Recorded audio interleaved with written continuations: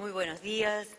En primer lugar, quiero agradecer a CADE que un año más me ha invitado a participar de estas jornadas, que son un éxito, realmente ha sido una gran idea y el interés de todos ustedes así lo demuestra. Y agradecerle a ustedes también por madrugar y estar hoy, que tenemos una mañana preciosa, estar hoy para actualizarnos en una mañana en las distintas áreas del derecho. Este año, en realidad, tengo un poco de todo para contarles porque, bueno, presupuesto, ley de presupuesto mediante, en realidad no tenemos una norma, como ha pasado otros años, en que nos podamos centrar. Así que tengo una serie de decretos que son todas del verano pasado. El primero de ellos es el decreto 28 del 29 de enero de este año, que reglamenta el artículo 60 de la ley 20.075. El artículo 60 creó la Comisión de Análisis de Archivos Digitales. El decreto lo que hace es regular aspectos técnicos, jurídicos, archivísticos, de todo el ciclo de vida de los archivos digitales. Y es aplicable tanto a los organismos públicos, sean o no sean estatales. Y este decreto trata todo el tema de la gestión documental y algo que me pareció muy interesante es el énfasis que pone en la regulación de los metadatos. Los metadatos son parte de los documentos digitales y una parte muy importante. Generalmente cuando damos cursos sobre el realizar las actas notariales, cursos para escribanos, siempre le decimos, cuando hacen un acta notarial de algo que está en Internet, no impriman solo lo que ven, impriman también la metadata, porque la metadata tiene información importante. Hace referencia al decreto a todo el proceso de digitalización y a las copias que estaban reguladas ya en la ley 19.355, en el artículo 79. Tenemos que tener en cuenta que cuando nosotros imprimimos un documento electrónico, estamos ante una copia papel de un documento electrónico, porque la ley 18.600 establece que el original de un documento electrónico es el documento electrónico.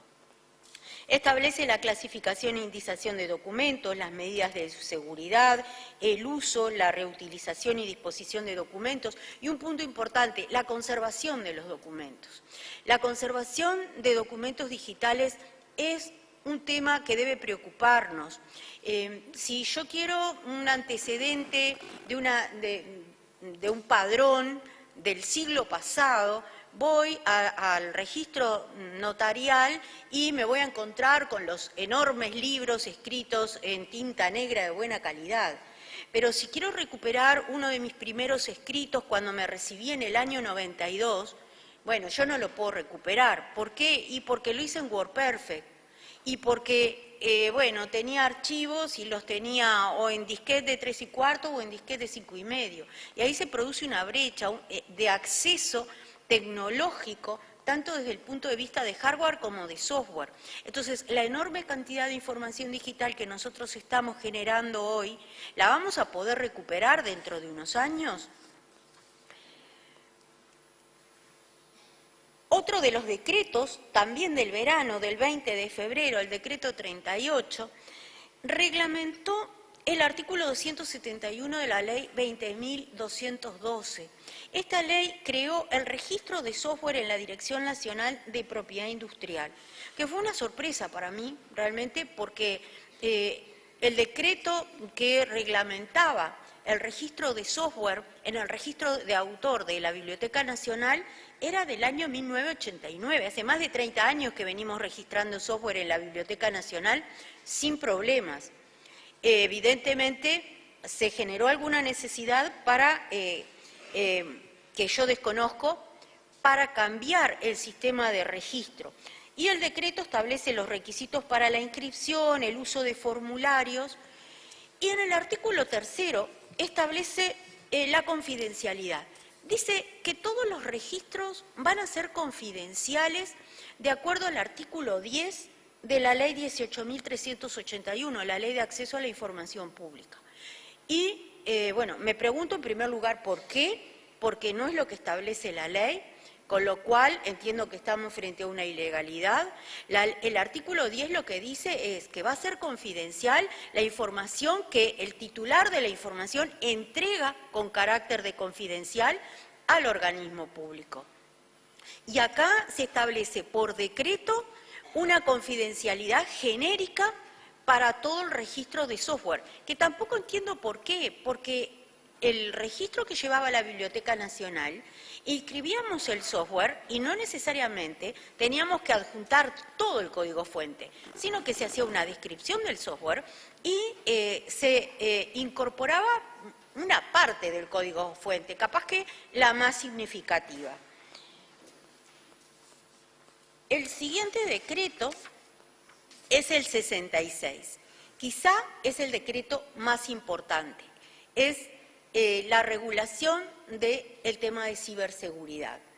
Y este decreto establece todos los cometidos del CERTUI, deroga los decretos anteriores y se aplica a tanto a las entidades públicas como privadas vinculadas a sectores críticos, y esto también es muy importante. Da una serie de definiciones, define ciberseguridad, el SOC, que es un sistema informático, y la estructura del decreto que regula la Dirección de Seguridad de la Información, el CERTUI, las obligaciones que tienen las entidades, el marco de ciberseguridad, que si bien el decreto es del mes de febrero, en realidad AGESIC aprobó una nueva versión del marco de ciberseguridad, la 5.0, ahora en el mes de octubre, y otras disposiciones como compras públicas e incumplimientos. Pero frente a este decreto y por todas las dudas que habían surgido, en realidad les traje una serie de preguntas que surgen en los cursos. La primera pregunta es, bueno, ¿cuál es el alcance que establece el artículo 2 que habla de entidades públicas? Y se entiende que también incluye a las paraestatales. En el artículo 10, que hace referencia a obligaciones generales, en el literal C dice designar un responsable de seguridad de la información con las competencias necesarias e independencia técnica. Y acá lo que en teoría se busca es que este responsable de seguridad de la información no sea alguien que pertenezca al área de tecnología. Porque, bueno, tecnología tiende a simplificar procesos, ¿verdad? Y seguridad de la información va a querer agregar cada vez más requisitos para que el sistema sea seguro. Entonces, en este tema de los intereses de unos y otros se busca que sea independiente. Esto no es posible en todos los organismos. Y, por otro lado, también hay que considerar que podría contratarse un externo como responsable de seguridad de la información. Por otro lado, el artículo 11, que refiere a la prevención de incidentes, habla de conservar trazas de auditorías de sistemas de información críticos. Establece 12 meses, lo cual es importante si necesitamos hacer análisis forenses.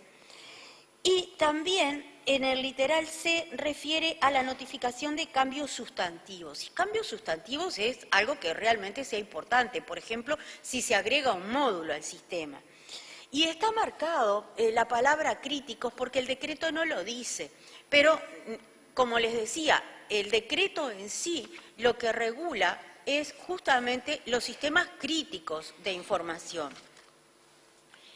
En el artículo 16, las auditorías, bueno, la pregunta es, bueno, ¿cuánto tiempo tenemos para adecuarnos al nuevo decreto? Bueno, el marco 5.0 da un plazo de 3 años, o sea, es un plazo amplio para poder adecuarnos.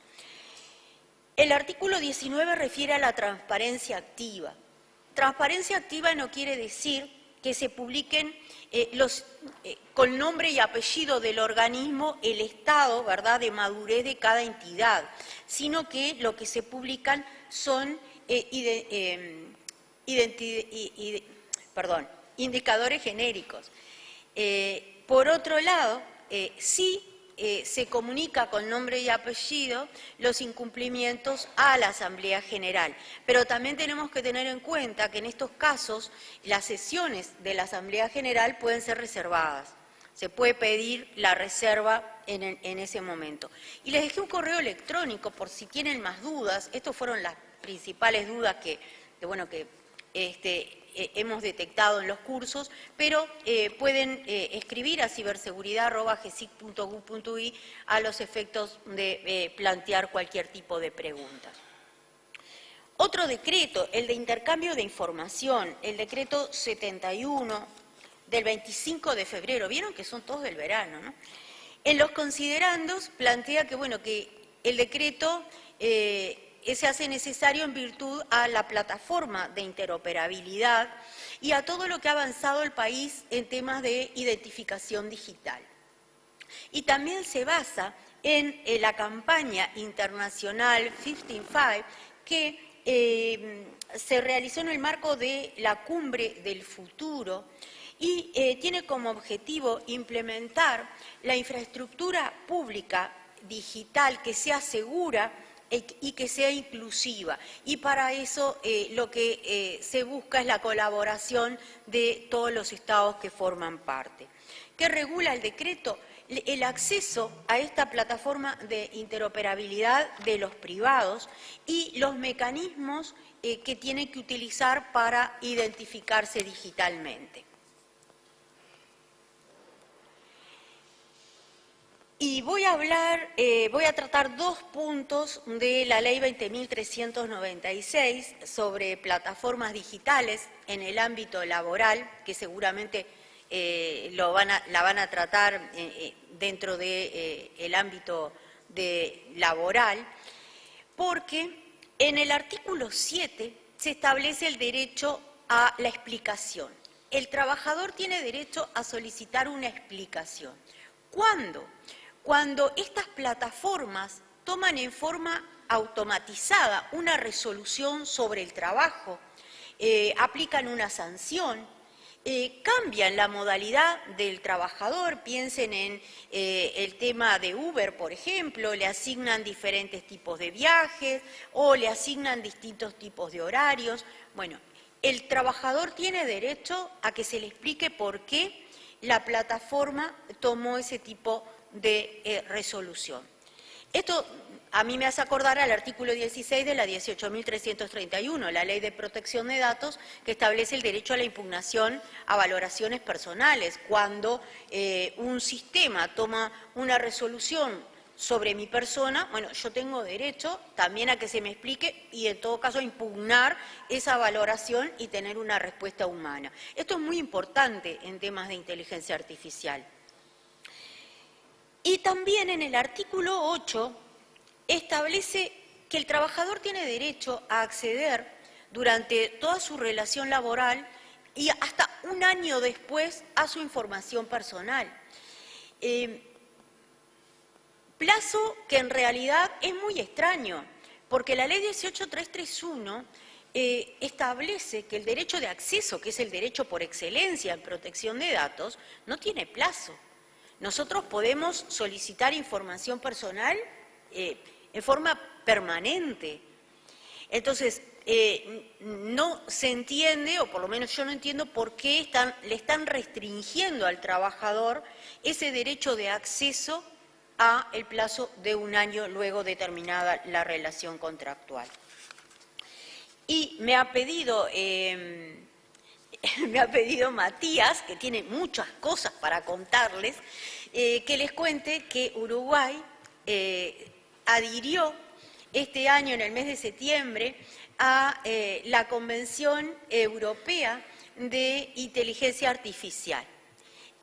No se ha incorporado todavía al derecho interno, pero bueno, ha sido un paso importante, sobre todo porque, se está trabajando en un proyecto de ley de inteligencia artificial y Europa ha dividido, tiene por un lado el Reglamento Europeo de Inteligencia Artificial que trata la inteligencia artificial como producto, en definitiva, y tiene un semáforo de riesgos. Y por otro lado, la Convención es la que se centra en la defensa de los derechos humanos frente a la inteligencia artificial.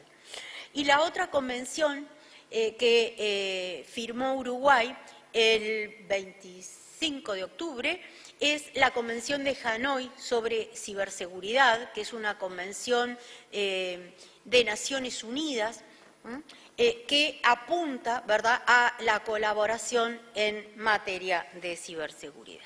Así que, como ven, esto ha sido un panorama de muchas cosas, de toda la normativa que bueno, se ha aprobado este año en materia de derecho informático. Muchas gracias.